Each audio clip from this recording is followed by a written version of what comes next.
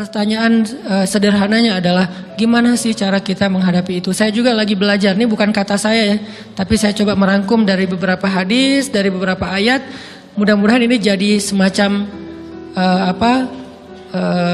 tips dari Allah, dari Rasul, cara kita supaya lebih sabar dalam menghadapi ujian, khususnya ujian perasaan. Pertama, saya mengambil dari hadis riwayat yang diriwayatkan dari Abu Hurairah, hadis Hasan. Nabi SAW mengatakan, "Ma yazalul bala'u bil mu'mini wal mu'minati fi nafsihi wa waladihi wa malihi hatta yalqallaha ta'ala wa ma alaihi khati'ah." Tidaklah seseorang selesai diuji, baik dia laki-laki orang yang beriman atau perempuan yang beriman, baik itu ujiannya terjadi pada dirinya atau melalui anaknya atau melalui hartanya, artinya ujian harta, ujian fisik, ujian perasaan, sampai dia bertemu dengan Allah dan dia tidak punya dosa. Apa maksud dari hadis ini?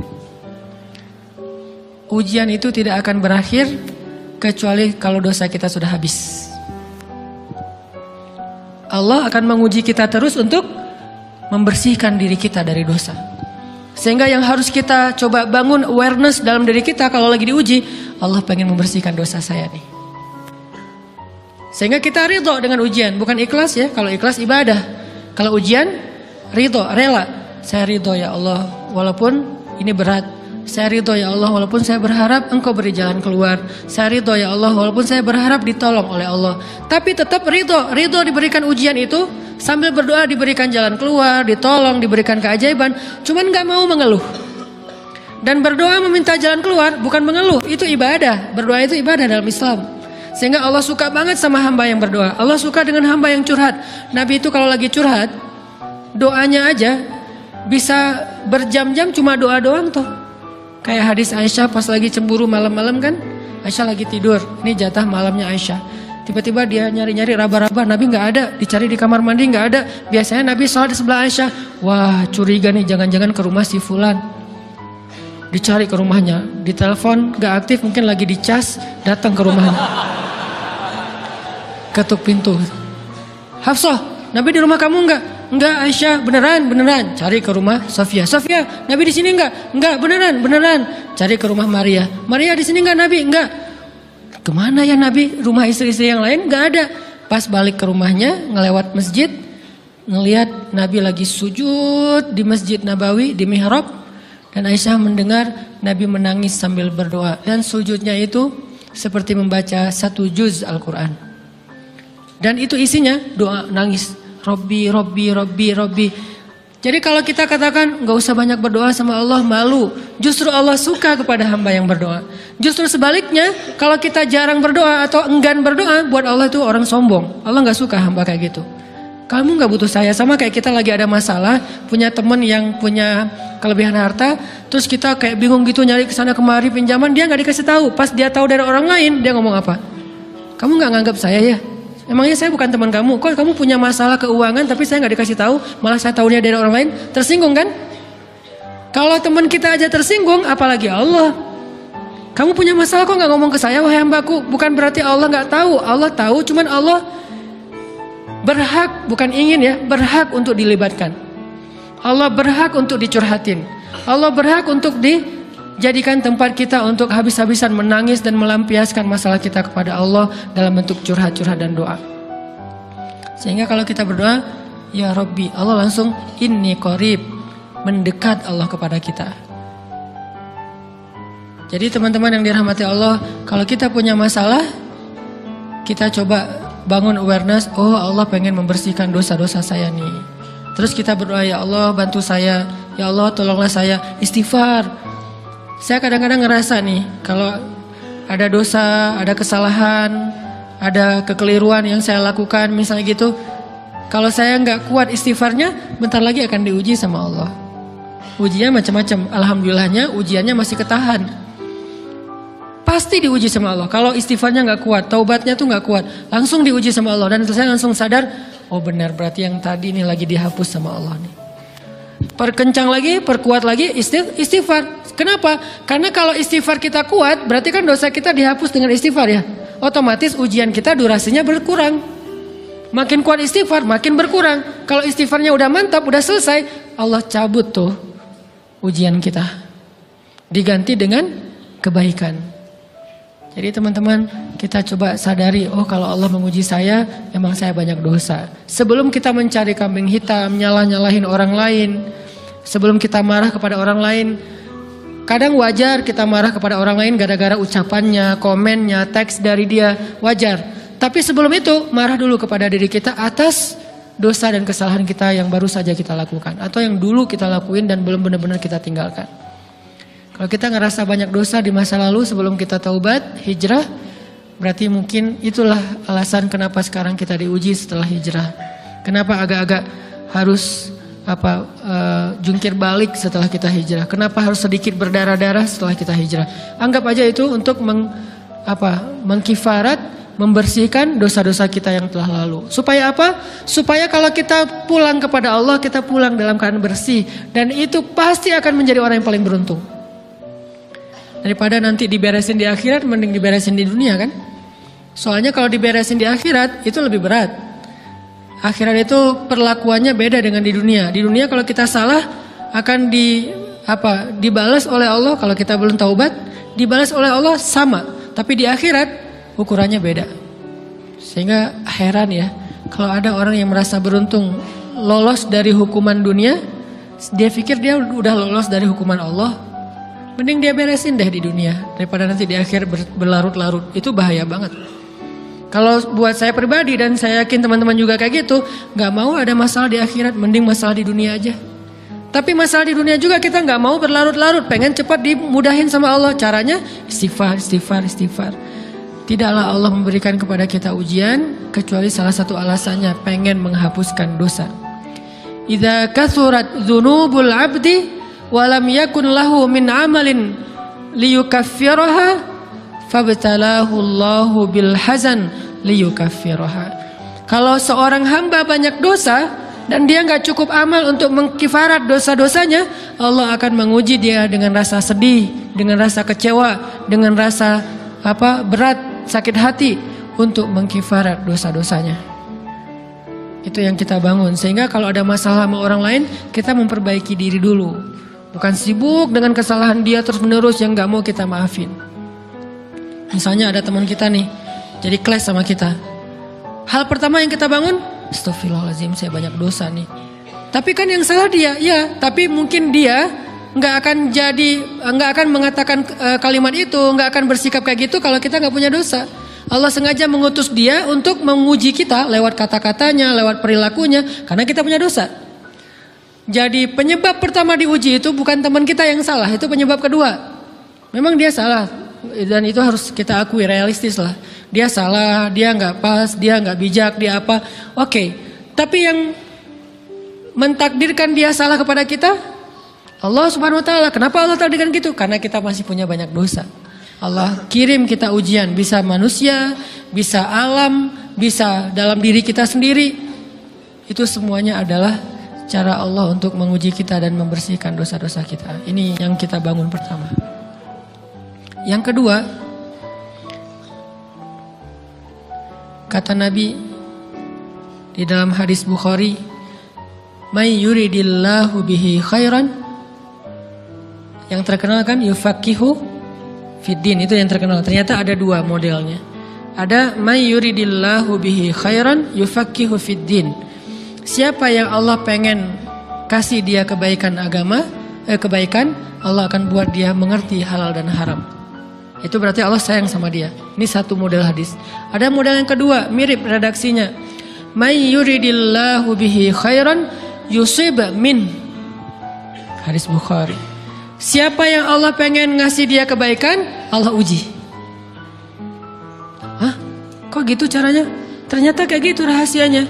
May yuridillahu bihi khairan, may yuridillahu bihi khairan. Siapa yang Allah pengen ngasih dia kebaikan, Allah kasih dia musibah atau ujian. Kenapa bisa seperti itu, Ustaz? Fa inna ma'al usri yusra, Inna ma'al usri yusra. Seolah-olah Allah bilang di dalam ayat itu, kalau kalian mau dapat kemudahan, biasanya lewatnya kesusahan dulu. Kalau kalian pengen dapat keberuntungan, biasanya dapatnya kerugian dulu. Tapi keberuntungan dan kerugiannya pasti nggak sebanding. Keberuntungannya jauh lebih besar daripada kerugiannya. Kerugian itu kayak modal doang, DP. Jadi kalau kita mau dapat kejutan dari Allah, Allah kasih kita DP. DP-nya apa? Ujian. DP-nya musibah. DP-nya rasa nggak nyaman. Itu DP tuh. DP terhadap apa? DP dari Allah terhadap hadiah-hadiah besar yang Allah pengen ngasih ke kita setelahnya. Cuman banyak orang yang menolak DP ini. Sama kayak kita misalnya. Kalau kita mau ngasih dia hadiah, kita kasih dia kayak kejutan dulu. Dia lagi ulang tahun nih, disiram air dulu. Setelah itu dikasih hadiah-hadiah yang mahal. Rela gak disiram air demi hadiah? Rela, udah siramin lagi aja. Kalau setelahnya ada hadiah. Yang kita gak rela, kalau setelah disiram, disuruh bersih-bersih sendiri dan gak dikasih apa-apa, kan gak rela tuh. Berarti ini bab iman. Yakin gak kalau Allah tetap ngasih hadiah? Kan sabar dan iman itu ternyata tahu aman, kembar. Kalau kita yakin Allah ngasih hadiah setelah ngasih kita DP ujian, ya kita akan sabar. Gak apa-apa deh, bentar lagi mau dikasih hadiah, digini-giniin juga gak masalah. Dibully, diapain sama Allah, biarin aja. Ya Allah saya sabar, kan bentar lagi mau dikasih hadiah nih. Ini masalah yakin. Tapi kalau kita gak yakin, apa sih maunya Allah gitu kan. Begitu kalimat ini keluar, maka yang muncul setelahnya adalah mengeluh, berputus asa, dan gak akan sabar menghadapi ujian. Ujian, kata Nabi, may yuridillahu bihi khairan, siapa yang Allah pengen kasih hadiah, siapa yang Allah pengen kasih kejutan, siapa yang Allah pengen kasih pertolongan, siapa yang Allah pengen kasih kebaikan, yusib min, Allah akan uji dia dulu. Ini sunnatullah. Sehingga kalau kita lagi diuji, yang kita lihat jangan ujiannya, apa setelah itu. Gimana ngelihatnya Ustaz gak kelihatan? Dengan mata hati. Istafti qalbak, tanya kepada hatimu, kelihatan gak? Dengan mata hati. Gimana ngelihat dengan mata hati? Dengan iman, saya percaya Allah pasti ngasih kebaikan setelah ini. Orang Allah sendiri yang ngomong, gak ada satu huruf pun di Al-Quran yang salah. Apalagi satu ayat, apalagi dua ayat. Fa inna ma'al usri yusra. Ditegesin lagi, inna ma'al usri yusra. Tapi usr dulu, baru yusr. Dikasih kesusahan sedikit, dikasih kemudahan yang banyak. Dikasih kesusahan sedikit, dikasih kemudahan yang banyak. Ini yang kita coba bangun, tajdidul iman. Bangun memperbaharui yakin. Sehingga ketika kita diuji, sedih, wajar. Mengaduh sedikit, bukan mengeluh ya. Kalau mengeluh kan nyalahin Allah. Kalau ngaduh, yang namanya orang dicubit kan, itu ngaduh. Tapi kalau, apa sih maunya Allah? Nah itu ngeluh. Antara mengadu dengan mengeluh berbeda. Mengaduh, itu manusiawi. Sedih, itu manusiawi. Air mata, bahkan bukan hanya manusiawi, itu rahmat dari Allah. Orang yang gak bisa menangis itu yang bahaya. Kalau kita masih bisa menangis, berarti kita masih peka hatinya. Bukankah anak kecil paling sering menangis? Berarti hatinya peka. Siapa lagi selain anak kecil yang paling sering menangis? Cewek. Cowok itu emang gak punya perasaan, makanya jarang nangis. Cewek dikit-dikit nangis. Jangan bilang, cemen banget sih nangis, cengeng apa. Enggak, karena dia perasaannya lebih peka dari kita. Itulah kenapa Allah menitipkan bayi kepada perempuan. Kalau dititipin ke laki-laki, hancur. Di balik kepekaan perempuan, di balik sensitifnya perempuan, di balik perasaannya yang luar biasa, di situ Allah Subhanahu wa taala menitipkan amanah, dia yang paling baik dalam merawat bayinya. Perempuan secara umum mungkin lebih banyak bicara daripada laki-laki ya. Walaupun ada orang yang perempuan pendiam banget, ada yang nggak ngomong sama sekali, misalnya diem-diem aja, ada. Tapi secara umum perempuan lebih banyak berucap daripada laki-laki. Emangnya ini kekurangan? Bukan. Ini kelebihan. Kalau dia berikan itu dalam hal yang tepat. Apa yang tepat? Mendidik anak. Justru karena perempuan banyak ngomong, lebih baik dalam mendidik anak daripada laki-laki. Laki-laki itu kurang mendidik, kurang mengedukasi kepada anak dengan usia tertentu karena dia jarang memahamkan. Salah hanya marah, salah hanya ditegur. Kalau ibunya jelasin, gini sebelum tidur ibunya yang ceritain banyak cerita. Saya sendiri ngalamin. Sering mana seorang ayah sama ibu interaksi sama anak dalam bentuk verbal. Sering ibu. Jadi menangis itu rahmat dari Allah. Gak apa-apa, nangis aja.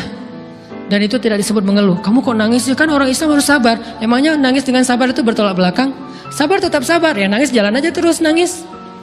Nangis apa pakai nangisnya nggak cuma nangis doang. Emotikonnya juga nangis, berderai-derai gitu. Sampai air matanya menggenang gitu kan ya. Boleh lah. Ditambah lagi dengan visual menangisnya. Posting bahwa dia lagi tertusuk duri dengan postingan kaktus atau apalah. Dia pengen share ke semua orang bahwa saya sedang sedih. Sehingga nanti ketika ada orang yang menghibur dia dengan sedikit kata-kata yang sabar ya segala macam, wah makin berderai-derai. Itu belum jadi. Kecuali dia keluarkan kata-kata mengeluh, baru dia disebut orang yang banyak mengeluh, berputus asa. Kalau mengaduh, wajar. Walaupun ada nabi udah diuji berat nggak mau mengaduh, apalagi ngeluh. Zakaria digergaji, mengadu aja nggak. Kenapa? Karena kata malaikat, kalau kamu mengaduh sedikit aja, maka Allah Subhanahu Wa Taala akan menghancurkan kaum ini. Dia kasihan kepada kaumnya, nggak mau mengaduh. Satu-satunya orang yang kita tidak boleh mengaduh hanya orang tua. Atau itu mengeluh kalau untuk orang tua. Kalau yang lain nggak disebut mengeluh. Kalau ke teman, malas nggak apa-apa. Jangan sering-sering tapi. Apaan sih? Ke teman boleh. Tapi ke orang tua, saja, itu bukan lagi mengadu, itu sudah mengeluh. Khusus untuk orang tua. Kalau di antara manusia. Kalau kepada Allah dan Rasul, pastinya lebih dari itu. Ketika kita diam saja, tidak langsung beranjak, sami'na wa ata'na labbaik ya rabbi wa sa'daik, nggak memenuhi panggilan Allah, itu sudah disebut bagian dari kufur ingkar. Tapi minimal kita mungkin masih mengaduh, kita masih menangis, kita masih lelah, kita masih merasa lemah. Setidaknya kita tidak mengeluh. Kenapa? Kita percaya Allah kalau mau ngasih hadiah kepada hambanya, DP-nya itu ujian. Dan yakinlah hadiahnya minimal 10 kali lipat lebih baik daripada ujian itu. Minimal, karena nggak ada amal soleh yang dibalas di bawah 10 kali lipat tuh nggak ada. Amal soleh, amal ya bukan niat. Amal yang udah kita kerjakan minimal dibalas 10 kali lipat. Minimal, maksimalnya bighairi hisab, tanpa batas. Bighairi hisab, tanpa batas. Ada yang 700 kali lipat kayak sedekah. Tapi tetap aja ayat sedekah di akhirnya ujung-ujungnya apa? Bighairi hisab juga kan? Berarti sedekah itu minimal dibalas 700 kali lipat. Minimal. Kalau kita yakin. Selalu syaratnya kalau kita yakin. Dan saya ngebuktiin itu banget. Saya pernah ngalamin lagi jalan-jalan di sebuah kota yang ada becak kayuhnya, becak sepeda gitu ya. Jalan terus saya bilang, Pak berapa ongkosnya? 20.000. Udah naik aja 20.000. Karena kita keliling-keliling kota, ternyata saya jadi kasihan sama dia 20.000. Kasihan kan 20.000 dibayar keliling kota, walaupun pas mampir beberapa tempat mungkin dia dapat tips ya. Tapi saya nggak tega gitu, dia cerita tentang anaknya lagi sekolah, apa segala macam, makin bikin baper kan. Pas selesai, saya kasih dia 100.000. Dari 20.000 dikasih 100.000 karena kasihan. Dan saya yakin, nggak mungkin sedekah itu sia-sia. Kan Nabi bersumpah kan, demi zat yang jiwaku di dalam genggamannya, tidak berkurang harta karena sedekah. Demi Allah, kata Nabi, nggak berkurang harta karena sedekah. Berkurang harta karena belanja? Ya. Berkurang harta karena pacaran? Banget. Modal banget kan? Apalagi buat cowok. Tapi berkurang harta karena sedekah? Gak mungkin kata Nabi. Demi Allah gak berkurang harta karena sedekah. Berkurang harta karena istri? Enggak. Karena memberi kepada istri itu pahalanya lebih gede daripada sedekah. Makanya ngemodalin pacaran setelah nikah itu tumbuh berkah. Modal pacaran sebelum nikah itu apes. Jadi kalau pengen modal nih, ngemodalin cewek, traktir, ngapa-ngapain, bayarin, jangan sebelum nikah. Sebelum nikah jadi orang pelit aja, nggak apa-apa. Tapi setelah nikah, jor-joran ngasih, apalagi yang, bayarin semuanya. Kenapa? Pahalanya lebih gede daripada sedekah. Bahkan lebih gede daripada infak fi sabilillah. Seorang suami memberi nafkah istri, itu pahalanya terkadang lebih besar daripada kita berinfak untuk fi sabilillah, untuk korban perang. Saya heran kalau ada orang sedekahnya rajin tapi ke istrinya kikir, aneh, berarti dia nggak ngerti konsep. Padahal memberi kepada istri itu selama itu kebutuhan pokok ya, dan sedikit entertain, nggak apa-apa asal nggak berlebihan, itu luar biasa. Makanya saya kalau jalan sama istri yang yang mana? Itu yang Onit suka. Oh ya, Onit suka. Kasih aja. Kenapa? Minta ini. Kasih. Selama ada kan kenapa nggak dikasih kan ya? Nanti Allah ganti. Makin rajin kita ngebayarin istri kita, ngebelanjain istri kita, makin Allah ngasih yang kita nggak pernah duga-duga. Sampai istri kita cemburu sama kita. Kok kamu duitnya banyak banget sih? Kan gara-gara aku sering ngasih ke kamu. Ya udah sini lain lagi. Mau ditransfer berapa gitu kan ya? Saya ngasih 100.000 ke si bapak. Dan saya yakin teman-teman sedekahnya pasti lebih dari itu karena 100.000 saya sebut. Kalau 1 juta ke atas saya nggak mau nyebut, malu dong, ria ya.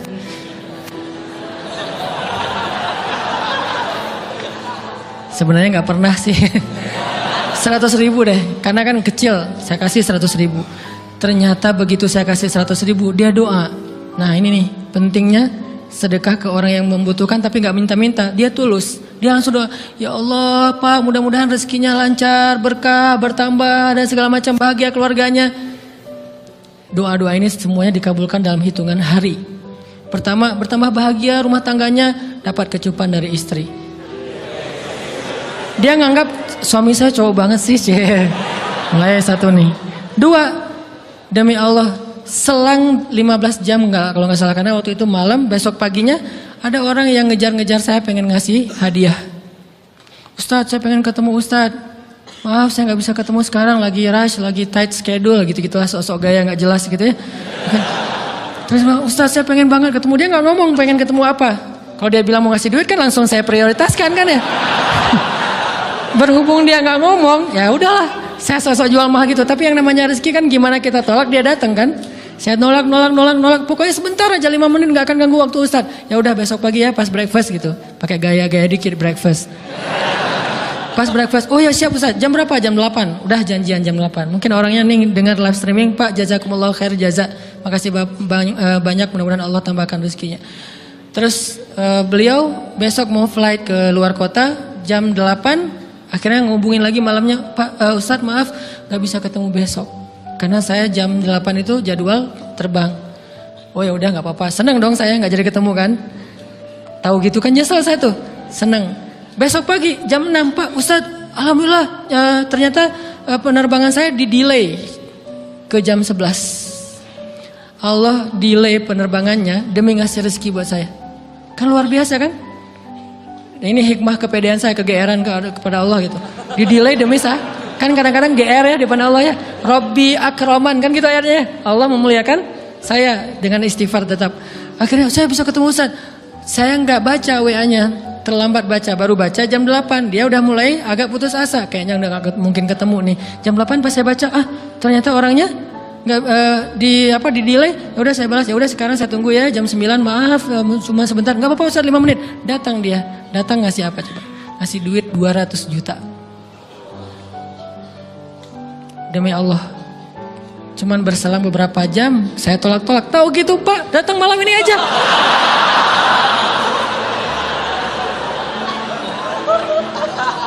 Harusnya malam itu juga saya cari orangnya. Kalau perlu saya yang nyamperin Bapak, Sherlock, saya kejar. Manusia gitu banget ya. Tapi Masya Allah di situ saya jadi tahu, oh doa orang itu lebih akurat, lebih mantap, lebih diijabah daripada doa saya. Mungkin bukan karena sedekah, tapi karena doa setelah sedekah, ya Allah dan segala macam dimudahkan sama Allah. Itu luar biasa loh. Saya nggak percaya, saya pikir main-main, orang nih iseng kayaknya pengen ketemu doang, pengen selfie. Ternyata pas saya cek, ditransfer, di capture, Ustadz udah ditransfer.